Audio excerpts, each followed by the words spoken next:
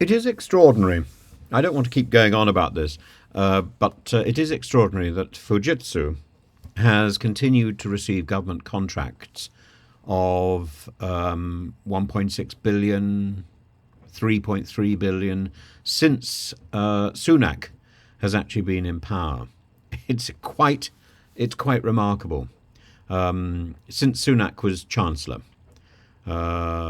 it's received 2.4 billion contracts when in February 2020 to July 2022. Then it got another 1.2 billion when he became prime minister in October 2022.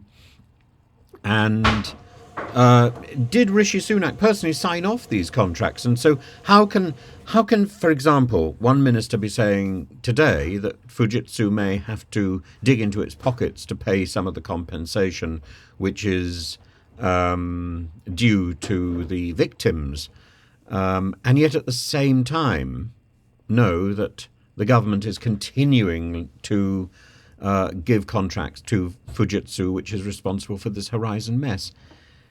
It's as if the right hand doesn't know what the left hand is doing, and it's not as if the government was not aware there was a problem. The government has been aware that there was a problem absolutely since 2019, and yet there have been contracts since then awarded to Fujitsu.